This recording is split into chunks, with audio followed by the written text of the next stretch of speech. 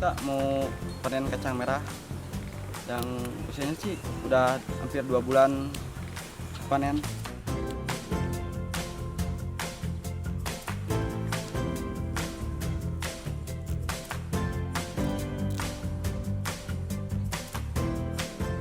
Yang kita lihat kalau misalnya tanah sudah kena proses kimia, itu kita sebutnya tanah tersebut sudah mati. Karena memang itu harus dibangkitkan, harus diolah lagi, harus diperbaiki lagi semua unsurnya. Jadi untuk alam proses organik ini menurut saya sudah selaras dengan apa yang proses alaminya sendiri dari alam tersebut.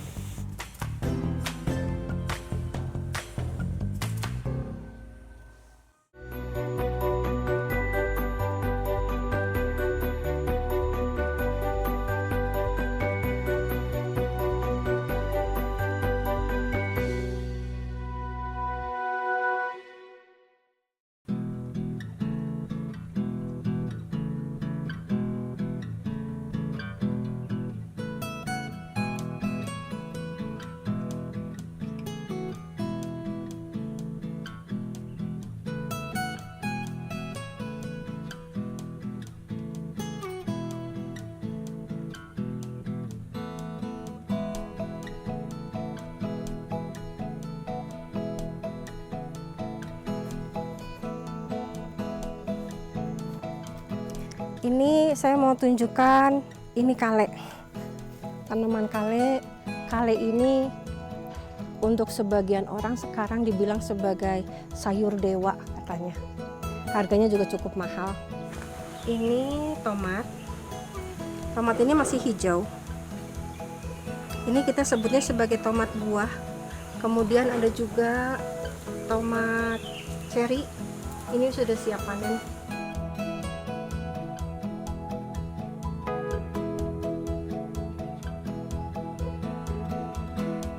Nama saya Lia. Saya di sini sebagai, bisa dibilang sebagai owner lah bersama suami saya. Awal berdirinya kebun ini di tahun 2020 pada bulan Maret. Kurang lebih kan waktu itu di awal pandemi COVID. Itu kemudian berkembang dan kantor suami saya kebetulan juga harus WFH. Saya juga menjadi supplier bawa makanan kecil ke beberapa mall juga jadi terhenti, terkena imbasnya. Kemudian ketika kami sedang berkebun di rumah, kita berpikir bagaimana kalau kita mencoba berkebun di Cipanas. Kebetulan mertua saya memiliki tanah kebun yang cukup luas di Cipanas. Setelah kami memohon izin, datang kepada mertua dan diizinkan, kami survei tanah kebun di atas ketinggian kurang lebih 1.500 permukaan laut ini. Yang cukup baik itu menurut kami adalah sayuran. Dan di sekitar sini kami lihat juga kebun sayur, itu banyak sekali. Jadi kami mencoba untuk belajar bagaimana cara berkebun yang baik. Karena saya dan suami saya tidak punya basic berkebun sama sekali.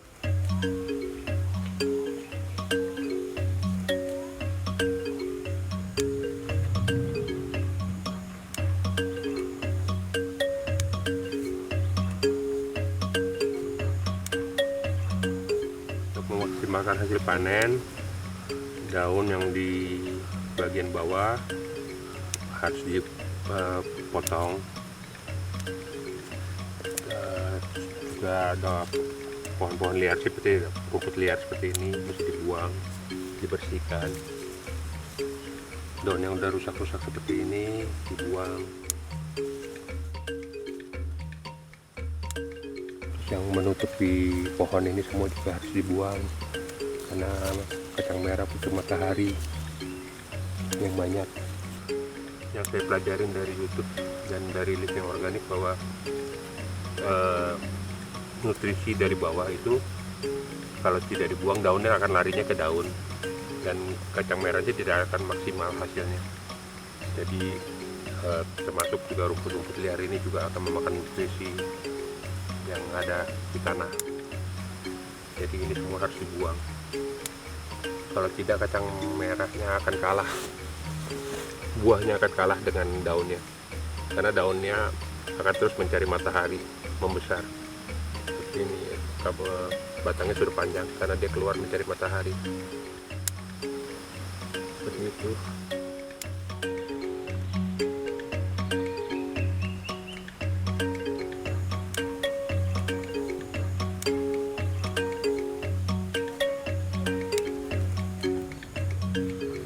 Setelah saya dan suami saya ini belajar organik, kami menyadari, tapi mungkin ini salah, jadi mohon diperbaiki jika salah, bahwa sebenarnya alam ini sudah memiliki prosesnya sendiri secara alami. Bagaimana alam menumbuhkan makhluk hidup di atasnya, bagaimana rantai makanan yang dibuat oleh alam, dan bagaimana proses regenerasi alam itu sendiri. Itu yang kami pelajari. Kita sebagai manusia cukup menselaraskan proses tersebut agar semua prosesnya tidak terganggu.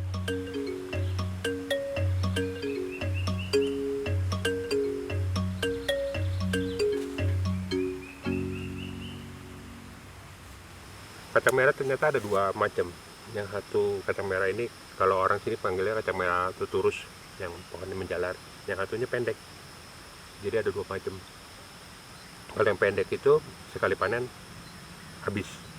Kalau ini bisa 2-3 kali panen. Bedanya itu. Karena permintaannya juga banyak. Setiap hari cukup banyak, sekitar 20-30 kiloan. Jadi kita harus ngubar hasil panennya supaya bisa maksimal. Jadi ini juga awal-awal juga kita nggak potong ini, ya tumbuh besar, maksudnya ada, tapi tidak maksimal dibandingin di sana. Itu yang kita potong dari awal yang berbunga, pasti hasilnya lebih banyak. Jadi per pohon itu harusnya sekitar 3-4 kiloan hasilnya. Kalau gini kan, ini karena pohonnya daunnya udah banyak, udah terlalu lebat nih, daunnya udah mulai hancur dan udah mulai terlalu lebat, bunganya hilang.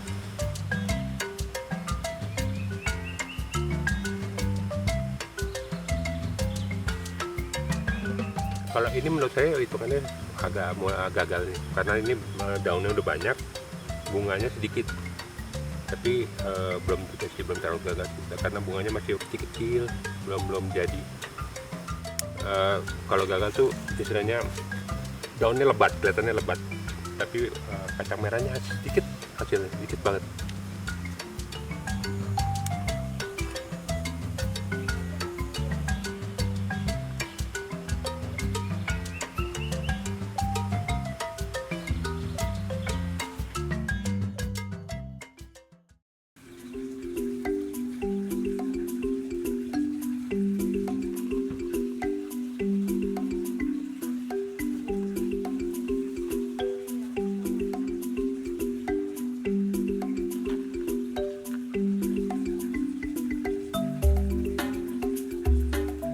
Ambil aja 3 biji, gak usah banyak, tinggal gini. Nah ini udah ada sedia lubang-lubang yang belum terisi, jadi kita tinggal tanam aja gitu kan, gak usah banyak-banyak, 3.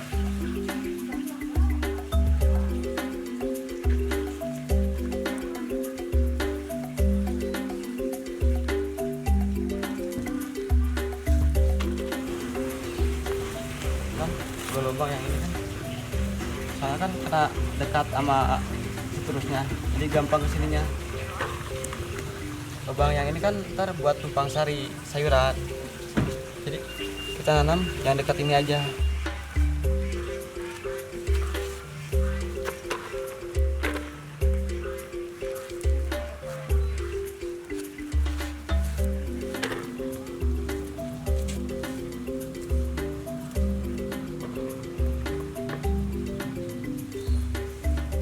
Ini awalnya juga tadinya waktu pertama kali ini di kebun yang ini kami memakai 2 orang petani lokal. Sekarang totalnya kami ada 4 petani lokal. Itu memang awalnya agak sulit kami menerapkan proses organik kepada mereka, karena yang mereka tahu itu kebanyakan adalah secara konvensional. Jadi di sekitar sini semuanya konvensional, itu yang dilakukan oleh petani-petani lokal.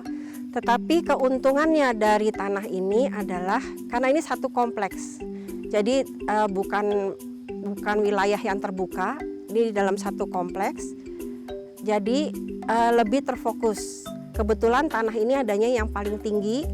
Kalau dari sertifikasi organik itu memang akan dilihat bagaimana kebun di sekitar. Kebetulan ini paling tinggi, kemudian di sekitar ini yang petani lokal adanya di bawah.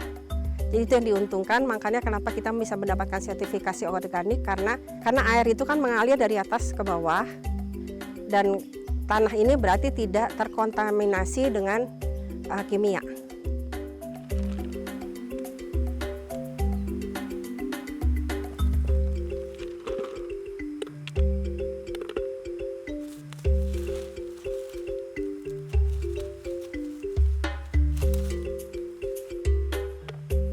Untuk petani, kami sudah dari awal sudah putuskan untuk memang memakai warga lokal di sini, karena sebenarnya kami juga belajar dari mereka, karena kami tidak mengerti mengenai berkebun.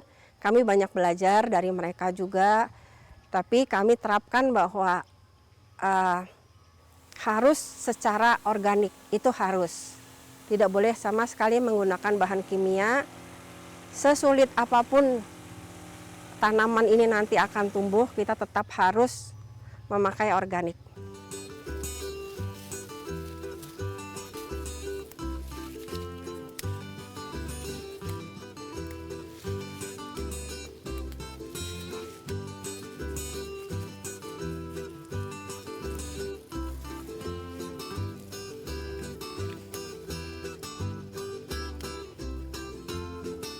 Jadi daun-daun yang kita petik ini kita nggak buang, kita jadikan kompos lagi.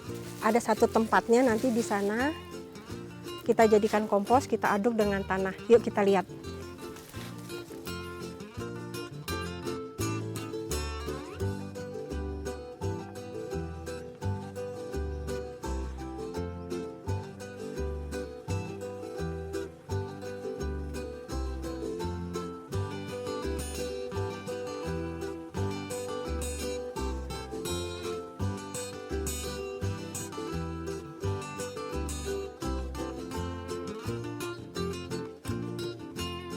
Saya mulai gabung ke sini tahun 2021, pekerjaan petani.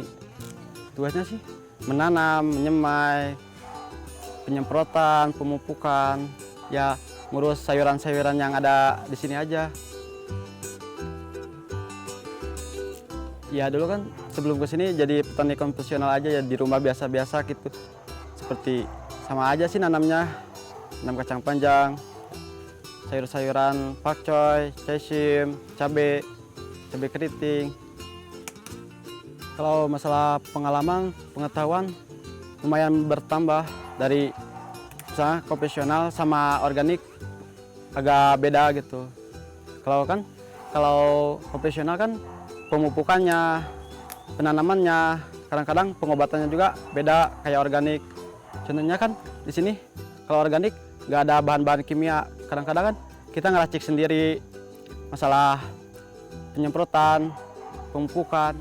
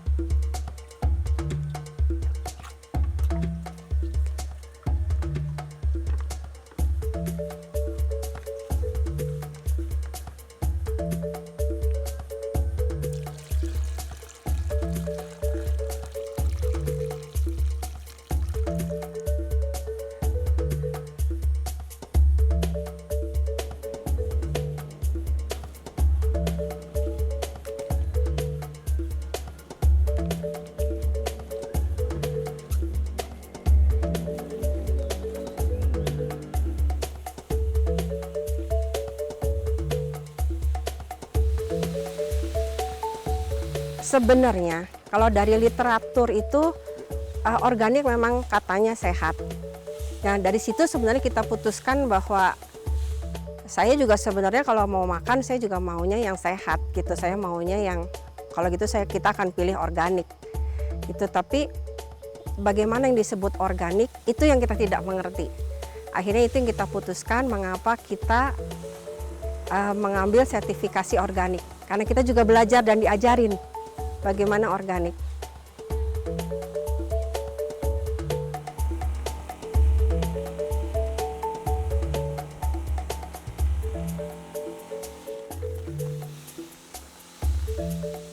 Proses alam ini tidak kita ganggu sama sekali, sehingga alam ini, tanah ini tetap akan menjadi seperti awalnya. Seperti apa? Karena kalau misalnya tanah kita beri banyak pupuk kimia, itu akan mengganggu proses alam karena akan mengganggu tanah. Itu akan ada prosesnya lagi nanti secara kimia lagi untuk membangkitkan lagi unsur haranya, nutrisinya. Jadi biasanya yang kita lihat kalau misalnya tanah sudah kena proses kimia, itu kita sebutnya tanah tersebut sudah mati. Karena memang itu harus dibangkitkan lagi, harus diolah lagi, harus diperbaiki lagi semua unsurnya. Jadi untuk alam proses organik ini menurut saya ini sudah selaras dengan apa yang proses alaminya sendiri dari alam tersebut.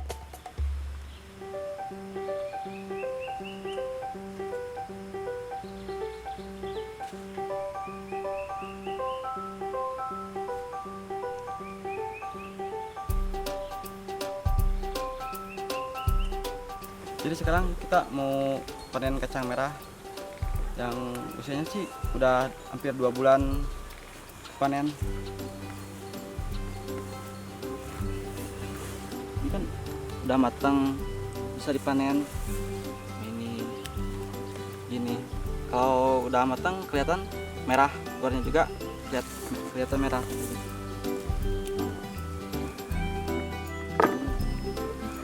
Kan ini udah kecoklat-coklatan gini nih, udah gini. Jadi ntar udah dijemur kita bikin bibit lagi buat pembibitannya.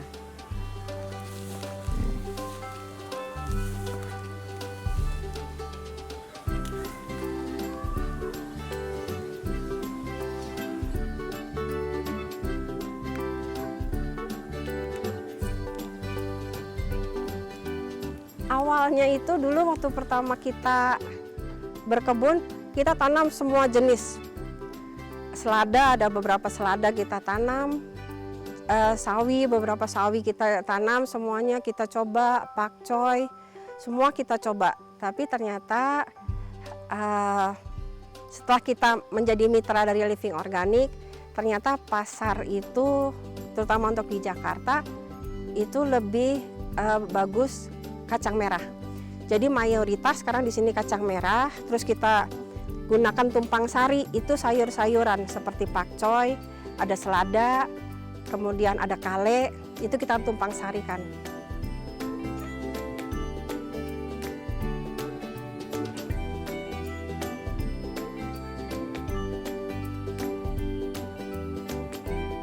Saya di sini sebagai manajer mutu untuk melakukan sosialisasi penanaman kepada mitra-mitra kami.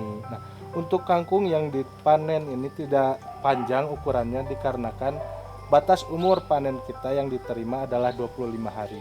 Kenapa 25 hari? Karena itu lebih mudah dan enak untuk dimakan.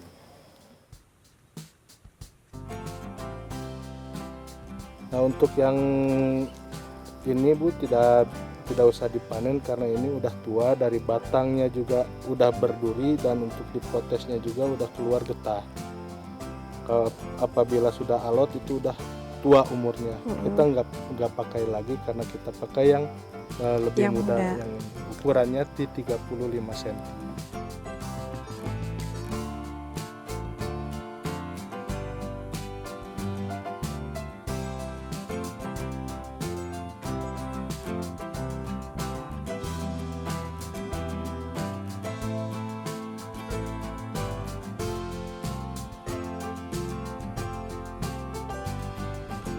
Hasilnya cukup baik. Hasilnya baik dan cukup menyenangkan. Akhirnya kami belajar lagi, lebih baik lagi. Kami jual kepada teman, saudara, kemudian kami juga jual ke minimarket dan toko buah di Jakarta.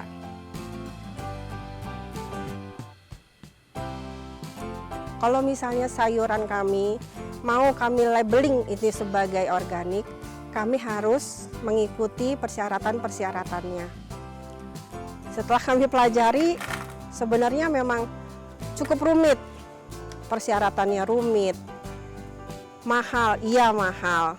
Tapi kami pikir bahwa kami memang membutuhkan bimbingan, belajar bagaimana cara organik yang baik.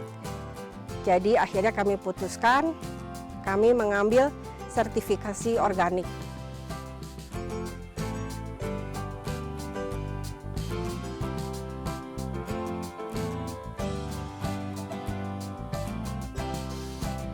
Kita semua bisa kembali kepada organik.